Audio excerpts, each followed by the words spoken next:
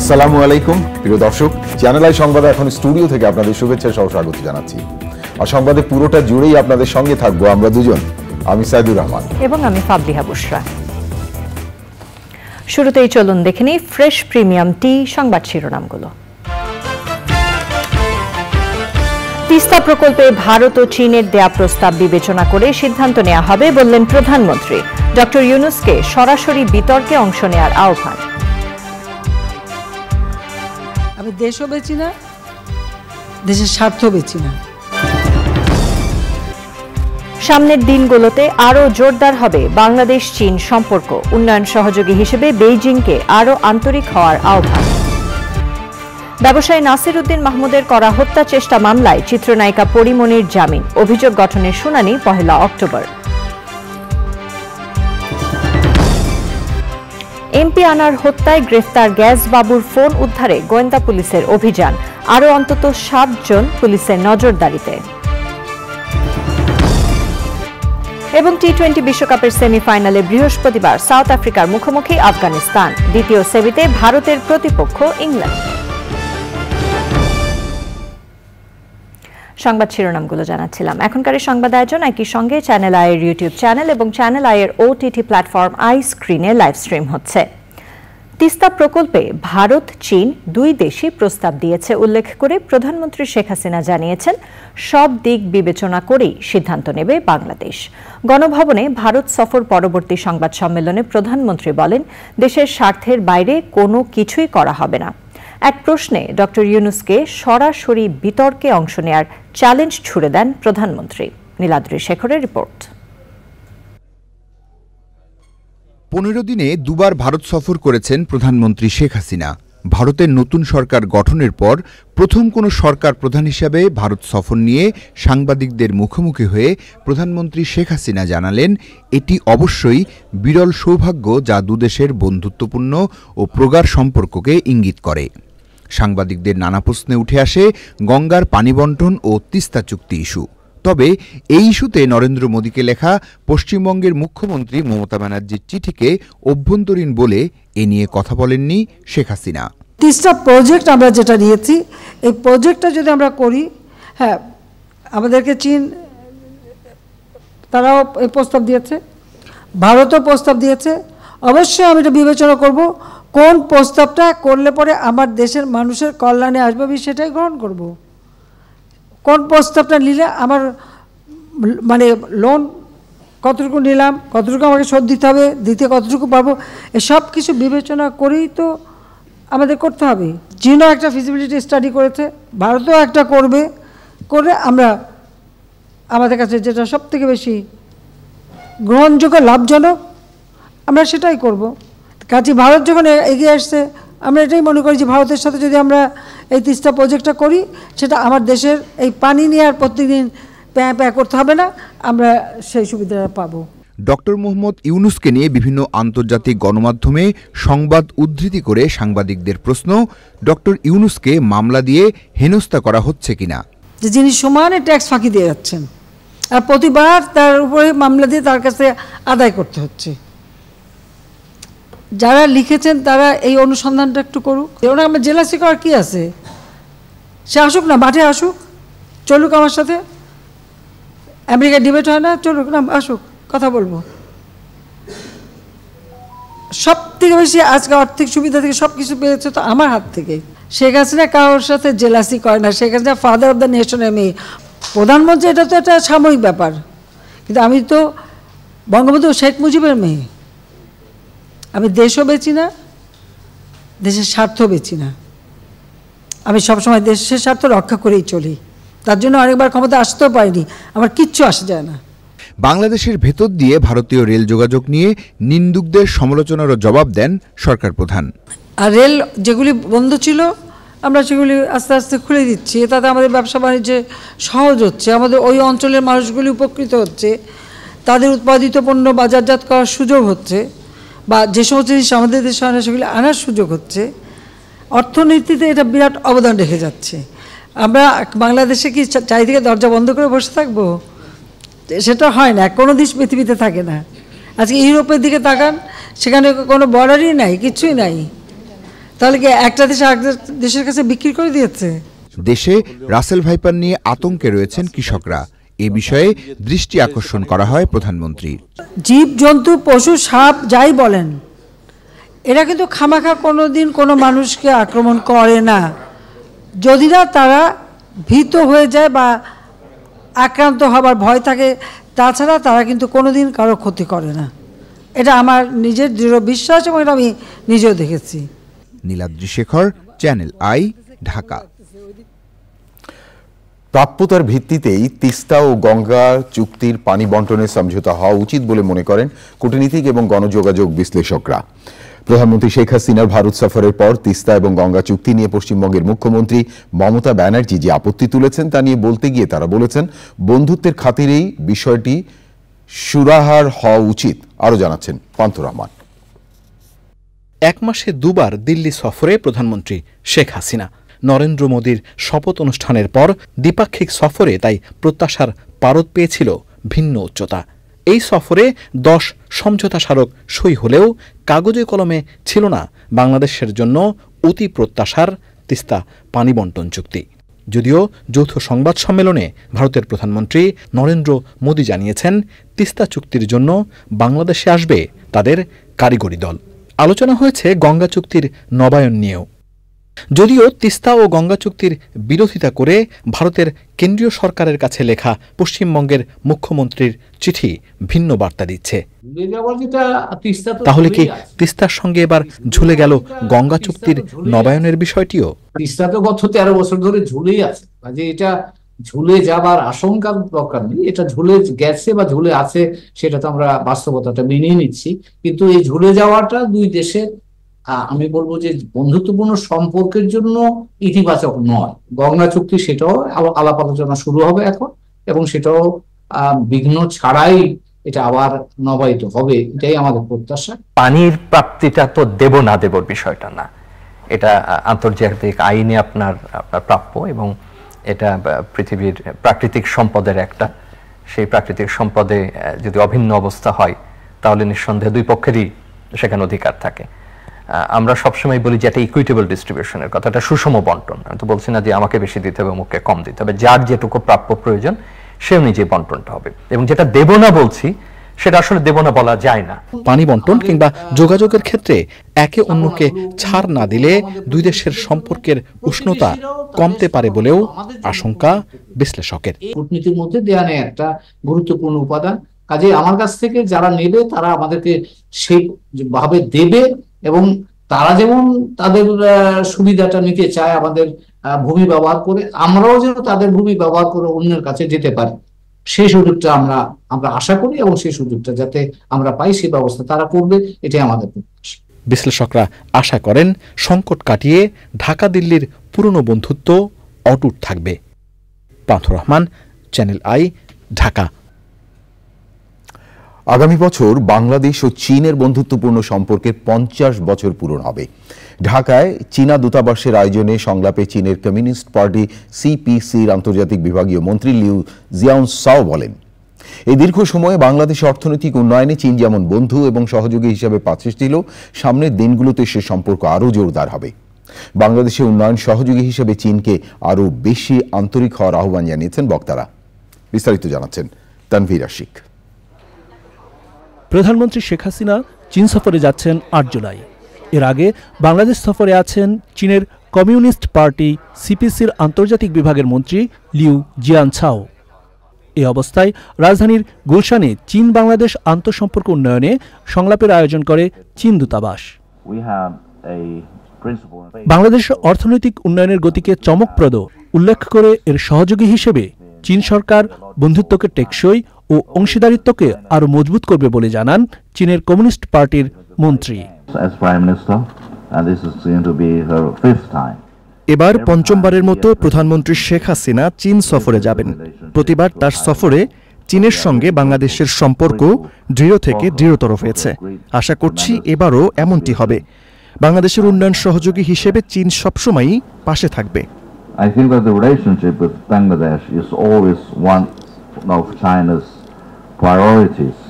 সংলাপের সঞ্চালক ছিলেন ঢাকায় নিযুক্ত চীনের রাষ্ট্রদূত ইয়াও ওয়েন। বিশিষ্টজনেরা বলেন, বাংলাদেশের সঙ্গে সম্পর্ক আরও জোরালো করতে চীনকে আরও বেশি উদ্যোগী হতে হবে। আমি প্রত্যাশা করব আমাদের বিভিন্ন শিল্প খাতে চীন তাদের দক্ষতা, জ্ঞান ও কারিগরি সহায়তার পাশাপাশি অর্থনৈতিক বিনিয়োগে আরও বেশি আন্তরিক হবে।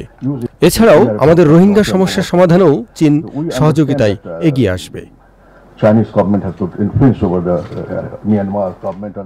সংলাপে রাজনৈতিক ও ব্যবসায়ী নেতৃবৃন্দ এবং আন্তর্জাতিক সম্পর্ক বিশেষজ্ঞরা অংশ নেন। Tanfir Ashik, channel I, Dhaka. প্রধানমন্ত্রীর ভারত সফরে যেসব চুক্তি ও সমঝোতা স্মারক সই হয়েছে তাতে বাংলাদেশের স্বার্থ ক্ষুণ্ণ হয়েছে এমন দাবি করেছে বিএনপি। রাজধানীর গুলশানে বিএনপি চেয়ারপারসনের কার্যালয়ে সংবাদ সম্মেলনে দলের মহাসচিব মির্জা ফখরুল ইসলাম আলমগীর বলেছেন, ভারতকে একতরফাভাবে সুবিধা দিতেই সবকিছু করা হয়েছে। শীঘ্রই এর বিরুদ্ধে আন্দোলন গড়ে তোলা হবে বলে জানিয়েছেন মির্জা ফখরুল। মির্জা ফখরুল বলেন, রাজনৈতিক প্রতিহিংসা থেকে খালেদা জিয়াকে উন্নত চিকিৎসা থেকে বঞ্চিত করা হচ্ছে।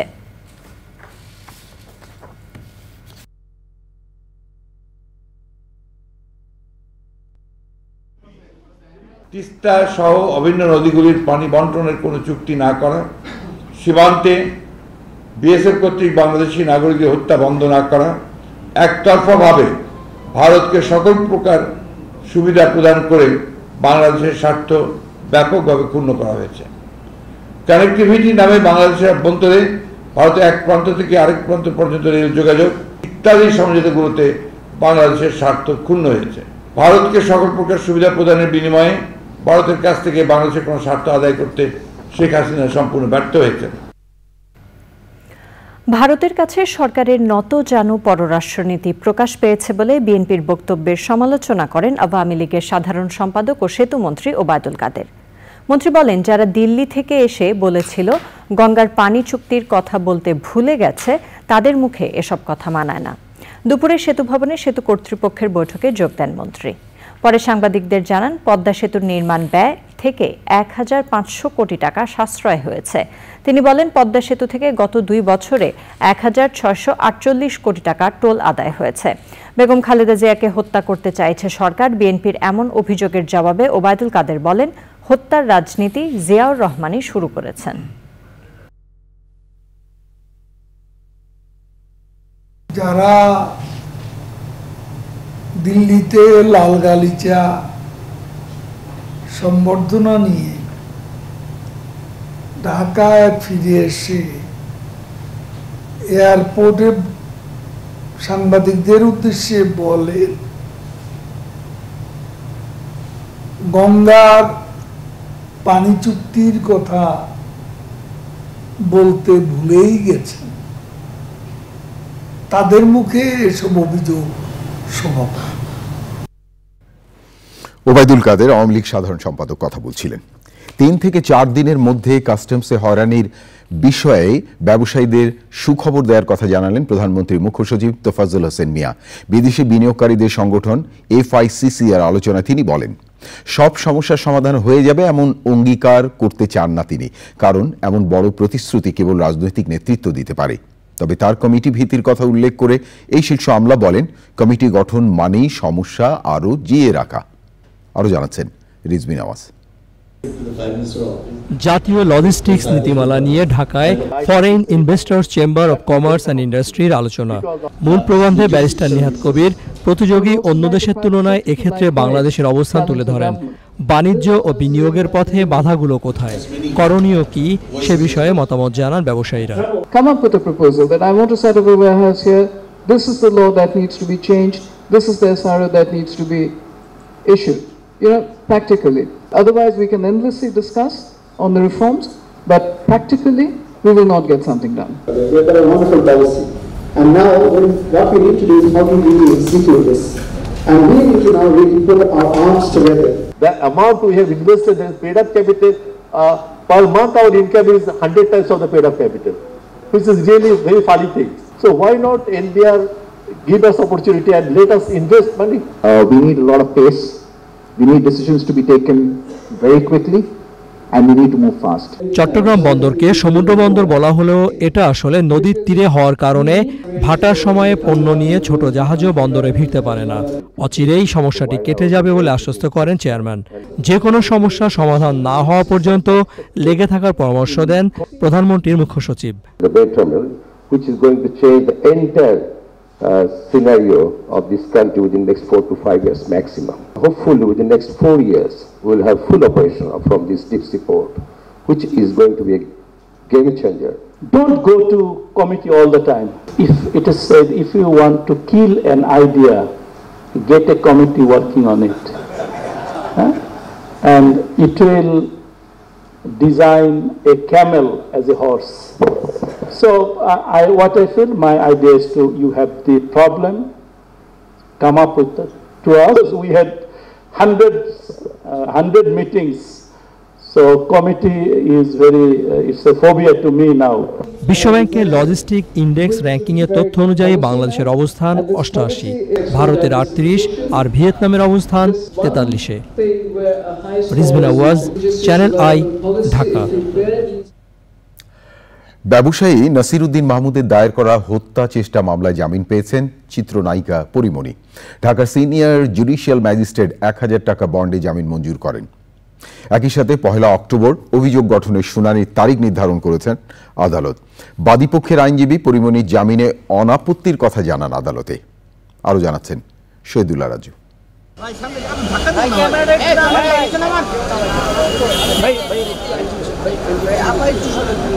বোট ক্লাবের সভাপতি ব্যবসায়ী নাসিরউদ্দিন মাহমুদের দায়ের করা হত্যা চেষ্টা, মারধর, ভাঙচুর ও ভয়ভীতি দেখানোর মামলায় সকাল 10টায় চিফ জুডিশিয়াল ম্যাজিস্ট্রেট কোর্টে আত্মসমর্পণ করে জামিন আবেদন করেন চিত্রনায়িকা পরিমণি। কস্টিউম ডিজাইনার জুনায়েদ বগদাদি জিমিও আদালতে আত্মসমর্পণ করে জামিন আবেদন করেন। উভয় পক্ষের শুনানি শেষে আদালত তাদের জামিন মঞ্জুর করে আদেশ দেন। মামলায় সুষ্ঠু বিচার পাওয়ার প্রত্যাশার কথা জানান ব্যবসায়ী নাসিরউদ্দিন মাহমুদ। বিচার তো একটা চলমান প্রক্রিয়া এবং এটা একটা সময় শেষ হবে, সাক্ষী গ্রহণের পর শেষ হবে এবং আমি দৃঢ়ভাবে বিশ্বাস করি যে এটার একটা সঠিক বিচার আমি পাবো এবং আমার বিরুদ্ধে যে অন্যায় করা হয়েছে, মিথ্যা প্রচার করা হয়েছে, এটা সত্যতা মিলবে। বাদীপক্ষের আইনজীবী বলেন, অভিযোগের সত্যতা থাকায় মামলাটি এখন বিচারের জন্য প্রস্তুত। এখানে এক নং আসামি, উনি এখন বর্তমানে একজন মা, উনি একজন নারী, ওনার প্রতি সম্মান দেখে আমরা বলেছি আমাদের জামিনে কোনো আপত্তি নেই। তো বিজ্ঞ আদালত সার্বিক বিবেচনা আমাদের দুজনেরই জামিন মঞ্জুর করেছেন এবং পরবর্তী তারিখ 1/10/2024 ধার্য করেছেন চার্জ হিয়ারিংয়ের জন্য। মামলাটা ট্রান্সফার হবে ট্রায়ালের জন্য অন্য কোর্টে। পরিমণির আইনজীবী বলেন, মামলায় শেষ পর্যন্ত নির্দোষ প্রমাণিত হবেন নায়িকা পরিমণি। বেইলেবল সেকশনের মামলা, একই সাথে পূর্বে ঘটে যাওয়া বোট ক্লাবের যে ঘটনাটি, সেই ঘটনাটি নিয়ে বিজ্ঞ নারী শিশু নির্যাতন দমন আদালত 9-এ একটি মামলা অলরেডি চলছে। তো আমরা আদালতের প্রতি শ্রদ্ধাশীল হয়ে বিজ্ঞ আদালতের সমন পাওয়া মাত্র উপস্থিত হয়েছি। বিজ্ঞ আদালত আমাদের সাবমিশনে সন্তুষ্ট হয়ে জামিন মঞ্জুর করেছেন। এই মামলাটি একটি কাউন্টার মামলা। এই মামলায় পরিমণি নির্দোষ প্রমাণিত হবে শেষ পর্যন্ত এবং খালাস পাবেন। 18 এপ্রিল ব্যবসায়ী নাসিরউদ্দিন মাহমুদকে হত্যা চেষ্টার অভিযোগে করা মামলায় নায়িকা পরিমণি ও জিমকে হাজির হতে সমন জারি করেন আদালত। তাদের বিরুদ্ধে মারধর ও ভয়ভীতি দেখানোর অভিযোগের সত্যতাও পাওয়া গেছে বলে প্রতিবেদন দাখিল করে পিবিআই। 2022 সালের 6 জুলাই ব্যবসায়ী নাসিরউদ্দিন মাহমুদ বাদী হয়ে পরিমণি সহ 3 জনের বিরুদ্ধে এ মামলা করেন। Shahidullah Raju, channel I, Dhaka. ঝিনাইদহের এমপি আনোয়ারুল আজিম আনার হত্যায় গ্রেফতার আওয়ামী লীগ নেতা কামাল আহমেদ গ্যাস বাবু তার 3টি মোবাইল ফোন নালায় ফেলে দিয়েছেন। ফোন উদ্ধারে গ্যাস বাবুকে সাথে নিয়ে অভিযানে যাচ্ছে গোয়েন্দা পুলিশ। সাংবাদিকদের ডিএমপির অতিরিক্ত কমিশনার হারুনুর রশিদ বলেন, এই ফোন 3টিতে এমপি আনার হত্যার গুরুত্বপূর্ণ আলামত আছে। আনার হত্যাকাণ্ডে আরও অন্তত 7 জন গোয়েন্দা পুলিশের নজরদারিতে রয়েছে। শহীদুল্লাহ রাজুর রিপোর্ট। আওয়ামী লীগ নেতা কাজী কামাল আহমেদ গ্যাসবাবুর ফোনে এমপি আনার হত্যার আগে পরের SMS, ছবি ও ভিডিও পাঠানো সহ অনেক আলামত আছে এমন ধারণা করছে গোয়েন্দা পুলিশ। তবে ডিবির হাতে গ্রেপ্তার হওয়ার আগেই ঝিনাইদহ আওয়ামী লীগের সাধারণ সম্পাদক সাইদুল করিম মিন্টুর পরামর্শে ফোন 3টি ঝিনাইদহে নালায় ফেলে দেন গ্যাসবাবু। গ্যাসবাবুকে কাশিমপুর কেন্দ্রীয় কারাগার থেকে কঠোর নিরাপত্তায় ঝিনাইদহ জেলা কারাগারে পাঠানো হয়েছে। আদালতের আদেশ অনুযায়ী এসব আলামত উদ্ধারে গ্যাসবাবুকে সাথে নিয়ে অভিযান চালাবে ডিবি পুলিশ। তার 3টা মোবাইলেই সে আশেপাশে নালা পুকুরে এগুলোতে ফেলে দিয়েছেন। কোন নালায় ফেলেছেন, কোন পুকুরে ফেলেছেন এটা আদালতই বলেছেন। তো সেই কারণে আমরা আদালতের কাছে অনুমতি প্রার্থনা করেছি যে যে জায়গাগুলিতে সে আদালতের স্বীকারোক্তিতে বলেছে যে এই জায়গাগুলোতে আমি ফেলেছি, এই জায়গাগুলিতে তাকে সশরীরে নিয়ে গেলে তো এটা আমরা উদ্ধার করা আমার জন্য সহজ হবে। সেই কারণে আদালত বলেছে যে তাকে যেন সশরীরে নিয়ে গিয়ে যেন আমাদের তদন্তকারী কর্মকর্তা বের করার চেষ্টা করে। ডিবি জানিয়েছে আনার হত্যাকাণ্ডের মাস্টারমাইন্ড আক্তারুজ্জামান শাহীনের ঘনিষ্ঠ অনেকেই তাদের নজরদারিতে রয়েছে।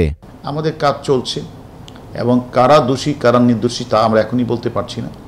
তবে যেখানে যেই তথ্যপত্র পাচ্ছি সেটা আমরা ভেরিফাই করার চেষ্টা করছি। আমি একটা কথা আবারও বলছি, কোনো নিরপরাধ ব্যক্তিকে হয়রানি করা হবে না, অযথা ডাকাডাকি হবে না, আর কোনো দোষী ব্যক্তিকে ছাড় দেওয়া হবে না। রাজধানীর গুলশানে শাহীনের ফ্ল্যাটে সন্দেহভাজন কয়েকজনের অবাধ যাতায়াত ছিল। যুক্তরাষ্ট্রে পালিয়ে যাওয়ার আগে 20 মে রাতে গুলশানের বাসা ছেড়ে বান্ধবী চেলসি চেরি আরিয়াকে নিয়ে রাজধানীর একটি হোটেলে রাত কাটান শাহীন। Shahidullah Raju, channel I, Dhaka. 60 বছরের সঙ্গীত জীবনে এসে উপমহাদেশের কিংবদন্তি সঙ্গীত শিল্পী রুনা লায়লা বলেছেন, তার জীবনে যা কিছু অর্জন সবই দর্শক শ্রোতাদের জন্যই। চ্যানেল আয়ের সাথে একান্ত সাক্ষাৎকারে রুনা লায়লা আরও বলেন, 6 দশকের সঙ্গীত জীবন সফলতার সাথে উপভোগ করে যেতে পারাই সৌভাগ্য ও বড় প্রাপ্তি। জাকিয়া আক্তারের রিপোর্ট। बांग्लादेश की जानी मानी गायिका रूना लैला के गीत में। রুনা লায়লা বাংলাদেশের গর্বের একটি নাম, যার গান ভারত, পাকিস্তান সহ সারা বিশ্বের শ্রোতাদের কাছে মুগ্ধতা ছড়িয়েছে। ছোটবেলা থেকে গানকে ধ্যান জ্ঞান মেনেই উচ্চাঙ্গ সঙ্গীত ও গজলের উপরে দীক্ষা নেওয়া গুণী নক্ষত্র রুনা লায়লা বাংলা, উর্দু, পাঞ্জাবি, হিন্দি, সিন্ধি, গুজরাটি ও ইংরেজি সহ মোট 18টি ভাষায় 10,000-এরও বেশি গান গেয়েছেন। 1964 সালের 24শে জুন মাত্র 12 বছর বয়সে জগনু সিনেমার প্লেব্যাক করে শুরু হয় রুনা লায়লার ক্যারিয়ার। গজল শিল্পী হিসেবে দক্ষিণ এশিয়ার অন্যান্য দেশেও তার সুনাম রয়েছে। বাংলাদেশ ছাড়াও ভারত ও পাকিস্তানের অনেক চলচ্চিত্রের গানে কণ্ঠ দিয়েছেন তিনি। তার জনপ্রিয় গান দামাদাম মাস্কালান্দার গেয়েছেন বিভিন্ন দেশের শিল্পীরা। 60 বছরের সঙ্গীত জীবনে এসে রুনা লায়লার উপলব্ধি, বাবা মা ও পরিবারের সবার ভীষণ সহযোগিতা পাওয়ার কারণেই চলার পথটি মসৃণ ছিল। আল্লাহ তাআলার অশেষ রহমত যে এত দূর পর্যন্ত নিয়ে এসছে। আমার ফ্যামিলির সাপোর্ট ছিল সবারই। আমার শ্রোতা যারা, তারা আমার জন্য দোয়া করেছেন, আশীর্বাদ করেছেন, ওদের ভালোবাসা, শ্রদ্ধা, এটাই আমাকে নিয়ে এসছে এত দূর। চ্যানেল আয়ের সেরা কণ্ঠ, ভারতের বিভিন্ন রিয়েলিটি শোয়ের বিচারকের আসনও তিনি অলংকৃত করেছেন। অনেক ভালো ভালো লোকেদের সাথে কাজ করার সুযোগ পেয়েছি। ভালো কম্পোজার্স, লিরিসিস্ট, প্রডিউসার্স, ডিরেক্টরস, ভালো ভালো ছবি 3 দেশেই পেয়েছি আমি। শিখেছি তো আমি অনেকের কাছেই। আমাদের বাংলাদেশে ফিরদৌসী আপা আছেন, তারপর আঞ্জুমান আরা বেগম, এনাদের থেকে শিখেছি। পাকিস্তানে ম্যাডাম নূরজাহান, ইন্ডিয়াতে লতাজি, আশাজি, আরও অনেকে। 60 বছরের সঙ্গীত জীবনে দেশ ও দেশের বাইরের গুণী সব সঙ্গীত গুরুদের সান্নিধ্য পাওয়াকে পরম পাওয়া বললেন রুনা। আদনান সামি, হরিহরন, তারপরে রাহাত ফতেহ আলী, এরা কেউ কিন্তু বাংলা গান কখনোই গায় নাই, ফার্স্ট টাইম গেয়েছে। তো ভালো লেগেছে ওদের সাথে কাজ করে। গান কিছু আরও নতুন এর মধ্যেও করেছি আমি 2-3টে গান। তো আমি চাই আসলে যে আমি যে এই লেগেসিটা যেটা রেখে যাচ্ছি, এটা যেন আমাদের আজকালকার যারা এই প্রজন্মের শিল্পীরা তারা এটাকে ধরে রেখে আরো ওপরে ওঠে। সঙ্গীত অঙ্গনে বিশেষ অবদানের জন্য স্বাধীনতা পুরস্কার সহ বহু সম্মাননায় ভূষিত হওয়া রুনা লায়লা আগামীতে নতুন কিছু গান উপহার দিতে চান দর্শক শ্রোতাদের। Zakia Akter, channel I, Dhaka. এবারে আই স্পোর্টস।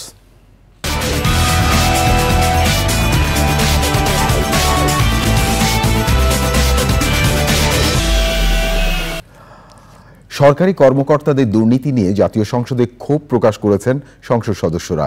কোটি টাকার গরু ও 15 লাখ টাকার ছাগলের প্রসঙ্গ টেনে কুষ্টিয়া 3 আসনের সংসদ সদস্য মাহবুবুল আলম হানিফ বলেছেন, অনিয়ম দুর্নীতির কারণে বাজারে দ্রব্যমূল্য বৃদ্ধি পেয়েছে। তিনি সরকারি চাকরিতে নিয়োগের সময় সম্পদের হিসাবের হলফনামা বাধ্যতামূলক করার প্রস্তাব দিয়েছেন। এদিকে সিন্ডিকেট ভেঙে দ্রব্যমূল্য নিয়ন্ত্রণ করতে দেশের সব নাগরিকদের জন্য পর্যায়ক্রমে রেশন কার্ড এবং ন্যায্য মূল্যের দোকান চালুর দাবি জানিয়েছেন সংসদ সদস্য শেখ ফজলুল করিম সেলিম।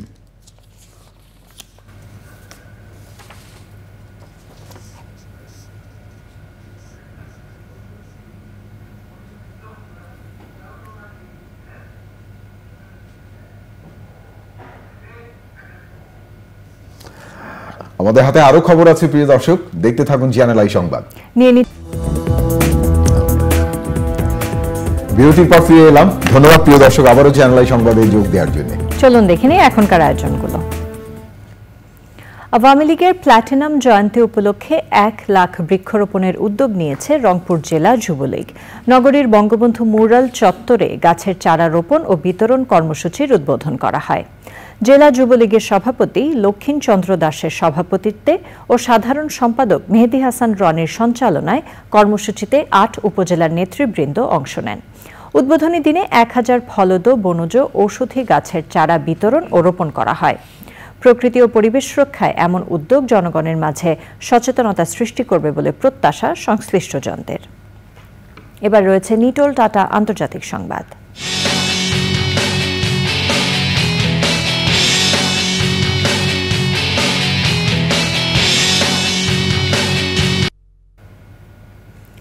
অবশেষে মুক্ত জীবনে ফিরতে যাচ্ছেন রাষ্ট্রীয় বহু গোপন তথ্য ফাঁস করে যুক্তরাষ্ট্রসহ বিভিন্ন দেশের সরকারকে বিব্রতকর পরিস্থিতিতে ফেলে দেয়া প্রতিষ্ঠান উইকিলিক্সের প্রতিষ্ঠাতা জুলিয়ান অ্যাসাঞ্জ। যুক্তরাষ্ট্রের গুপ্তচর বৃত্তি আইন লঙ্ঘনের অপরাধে দোষ স্বীকার করে নেয়ার চুক্তিতে তিনি জেল থেকে মুক্তি পাচ্ছেন। চুক্তি অনুযায়ী অ্যাসাঞ্জকে চলতি সপ্তাহে প্রশান্ত মহাসাগরীয় নর্দার্ন ম্যারিয়ানা দ্বীপপুঞ্জে মার্কিন একটি আদালতে হাজির হতে হবে। বুধবার সকালে অ্যাসাঞ্জ এই আদালতে হাজির হবেন বলে ধারণা করা হচ্ছে। প্রিয় দর্শক, এবারে আই স্ক্রিন সাংস্কৃতিক সংবাদ।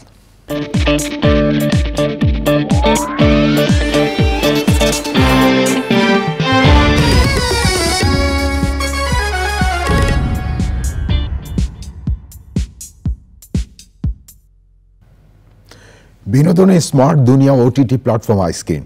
এই প্ল্যাটফর্মে প্রদর্শিত হচ্ছে ক্লাসিক সব সিনেমা, নাটক ও দেশসেরা অনুষ্ঠান ও ওয়েব সিরিজ। আই স্ক্রিনে দর্শকদের জন্য এবার আরও চমক। প্ল্যাটফর্মটিতে প্রদর্শিত হচ্ছে প্রিমিয়াম কন্টেন্ট ভাই ব্রাদার এক্সপ্রেস। এই কন্টেন্টে দেখা যাবে 7টি জনপ্রিয় নাটক রয়েছে মডার্ন টাইমস, আয়েশা, পাতা ঝরার দিন, সোনালী ডানার চিল, লিটনের গরিবি ফ্ল্যাট, দ্য অরিজিনাল আর্টিস্ট সহ নাটকগুলো নির্মাণ করেছেন দেশসেরা নাট্য নির্মাতাগণ। অভিনয় করেছেন তিশা, মেহজাবিন, ঈশিতা সহ জনপ্রিয় শিল্পীরা।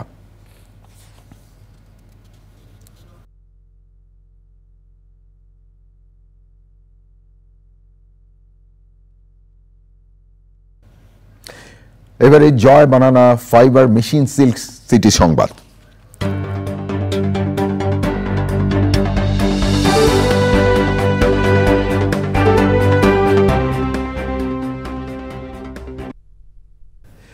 রাজশাহী জেলাকে শিশু শ্রম মুক্ত করার লক্ষ্যে পাইলট প্রকল্প হাতে নিয়েছে সরকার।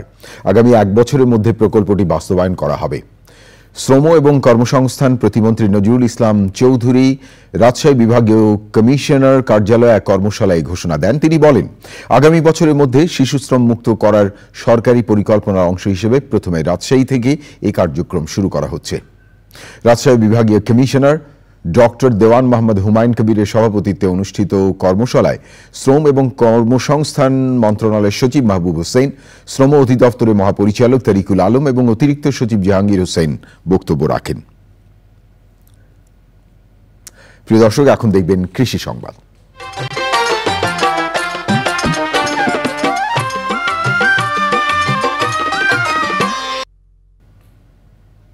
কোরবানির ঈদ পরবর্তী হাটে বিপুল পরিমাণ চামড়ার বেচাকেনা শুরু হয়েছে যশোরের চামড়ার মোকাম রাজার হাটে। বাংলাদেশ ভারত সীমান্তবর্তী এ হাটে গরু ও ছাগলের চামড়ার সরবরাহ বাড়লেও দাম নিয়ে সন্তুষ্ট নয় মৌসুমী ব্যবসায়ীরা। এবার দেখবেন প্রকৃতি সংবাদ।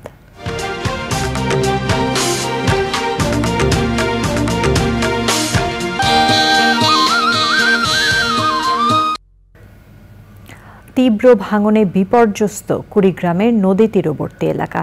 এরই মধ্যে বিলীন হয়েছে বসতভিটা, ফসলি জমি, গাছপালা সহ বিভিন্ন স্থাপনা। ভাঙন আতঙ্কে ঘরবাড়ি অন্যত্র সরিয়ে নিচ্ছেন মানুষ। ভাঙন প্রতিরোধে দ্রুত কার্যকর উদ্যোগের দাবি জানিয়েছেন ভাঙন কবলিতরা।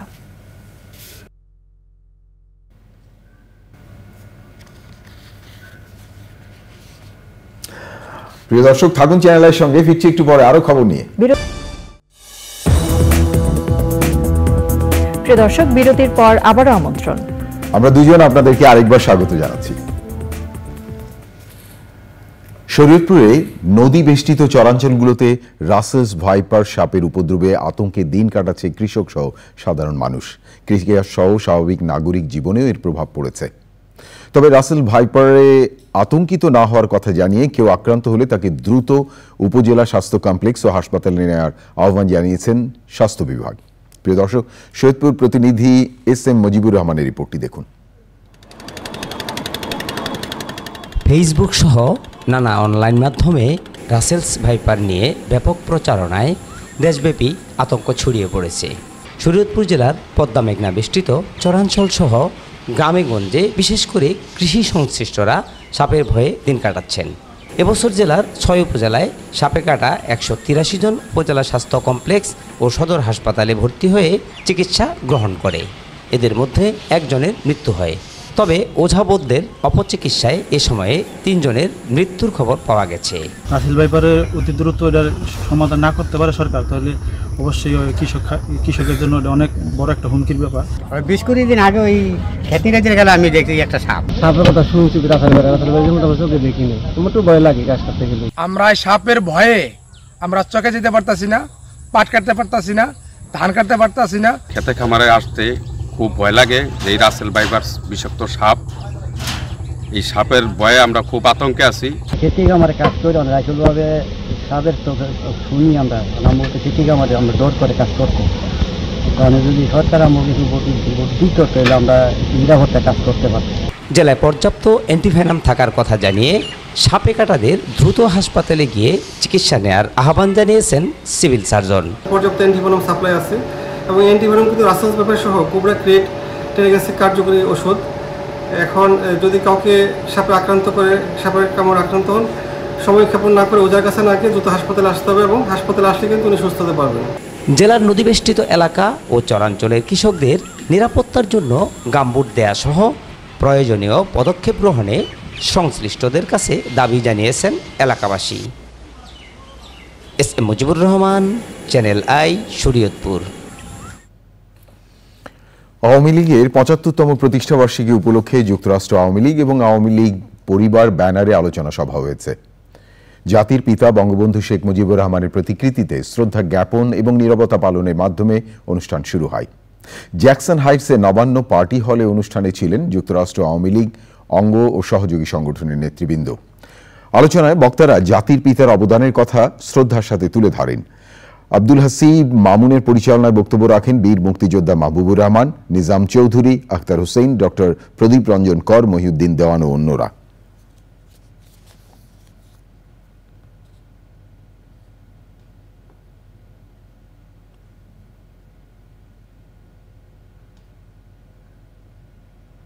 প্রতিষ্ঠাবার্ষিকীর আরো খবর। আওয়ামী লীগের 75তম প্রতিষ্ঠাবার্ষিকী পালন করছে সংযুক্ত আরব আমিরাতের আওয়ামী লীগ। সংযুক্ত আরব আমিরাত আওয়ামী লীগের সভাপতি প্রকৌশলী মনিরুজ্জামান সরকার মোহনের সভাপতিত্বে ও যুগ্ম সম্পাদক বাবুল খানের সঞ্চালনায় বিশেষ অতিথি ছিলেন সিনিয়র সহসভাপতি শহীদুল্লাহ মজুমদার, শহীদু খান, মিজানুর রহমান মিজান ও দুবাই আওয়ামী লীগের সভাপতি শফিকুল ইসলাম। বঙ্গবন্ধু এবং তার পরিবারের সব শহীদ স্মরণে দোয়া ও মোনাজাত করা হয়।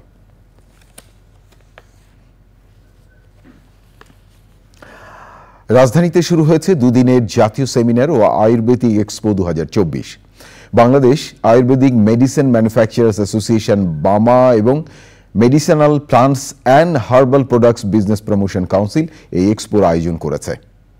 বাবার সভাপতি এবং হামদর্দ বাংলাদেশের ব্যবস্থাপনা পরিচালক ডক্টর হাকিম মোহাম্মদ ইউসুফ হারুন ভূঁইয়ার সভাপতিত্বে সেমিনারে ছিলেন ওষুধ প্রশাসন অধিদপ্তরের পরিচালক মোহাম্মদ ইয়াহিয়া, বাণিজ্য মন্ত্রণালয়ের উপপরিচালক ফাতেমা নার্গিস, ঢাকায় ভারতীয় হাই কমিশনের প্রতিনিধি। স্বাগত বক্তব্য করেন বামার সাধারণ সম্পাদক ডক্টর মোহাম্মদ মিজানুর রহমান। এক্সপোতে 15টি আয়ুর্বেদিক শিল্প প্রতিষ্ঠান তাদের ওষুধ ও পণ্য সামগ্রী উপস্থাপন করেন।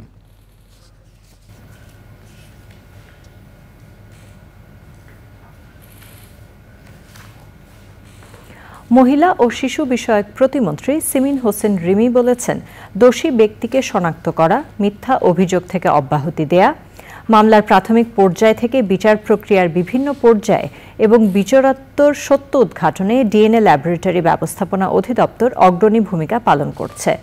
ডিএনএ ল্যাবরেটরিকে একটি আন্তর্জাতিক মানসম্পন্ন ল্যাবরেটরিতে পরিণত করা হবে। ডিএনএ দিবস উপলক্ষে ডিএনএ ল্যাবরেটরি ব্যবস্থাপনা অধিদপ্তরের সেমিনারে প্রধান অতিথির বক্তৃতায় তিনি এসব কথা বলেন। সেমিনারে মহিলা ও শিশু মন্ত্রণালয়ের সচিব নাজমা মুবারেক, বাংলাদেশ শিশু একাডেমির মহাপরিচালক আনজির লিটন উপস্থিত ছিলেন। আবৃত্তি সংগঠন বাক শিল্পাঙ্গনের আয়োজনে বাংলাদেশ শিল্পকলা একাডেমির সেমিনার কক্ষে অনুষ্ঠিত হয়েছে মঙ্গল সন্ধ্যার দ্বিতীয় আয়োজন। নাট্যজন ও সাংস্কৃতিক আন্দোলনের দীর্ঘ পথের যোদ্ধা রামেন্দু মজুমদার ছিলেন এবারের মঙ্গল সন্ধ্যার মধ্যমণি। আবৃত্তি, সঙ্গীত, নাটক সহ নানা শিল্প মাধ্যম নিয়ে তাঁর ভাবনা দর্শক শ্রোতাদের সাথে বিনিময় করেন রামেন্দু মজুমদার। সে সময় তিনি নানা অজানা প্রশ্নের উত্তর দেন। অনুষ্ঠানে আরও ছিলেন ডক্টর ভাস্বর বন্দ্যোপাধ্যায়, অধ্যাপক আব্দুস সেলিম, শফি আহমেদ, ঝুনা চৌধুরী, আহমেদ গিয়াস ও সাংস্কৃতিক অঙ্গনের বিশিষ্টজনেরা। প্রিয় দর্শক, আপনারা আছেন চ্যানেল আইর সঙ্গে। আবারও নিয়ে নিচ্ছে একটি বিরতি এবং বিরতির পর প্রিয় দর্শক আবারও আমন্ত্রণ চ্যানেল আই সংবাদে। এবারে সবশেষ খবরগুলো নিয়ে ফিরে এলাম, চোখ রাখুন সেই খবরগুলোর দিকে। ডাক, টেলিযোগাযোগ এবং তথ্য প্রযুক্তি প্রতিমন্ত্রী জুনায়েদ আহমেদ পলক বলেছেন, স্মার্ট বাংলাদেশ বিনির্মাণে তরুণ প্রজন্ম গুরুত্বপূর্ণ ভূমিকা পালন করবে। বিকেলে ঢাকা জেলা আওয়ামী লীগ কার্যালয়ে ইতিহাসের গতিধারায় বঙ্গবন্ধু থেকে শেখ হাসিনা শীর্ষক সংবাদ চিত্র পরিদর্শন ও আলোচনা সভায় যোগ দেন তিনি। বলেন, বর্তমান সরকার তথ্য প্রযুক্তি খাতের উন্নতি করায় মানুষ সুফল ভোগ করছেন। শেখ হাসিনার সরকার আগামীতেও গণকল্যাণমুখী খাতগুলোতে প্রযুক্তির উৎকর্ষতা বাড়াবে বলে জানান প্রতিমন্ত্রী। এবারে খেলার খবর।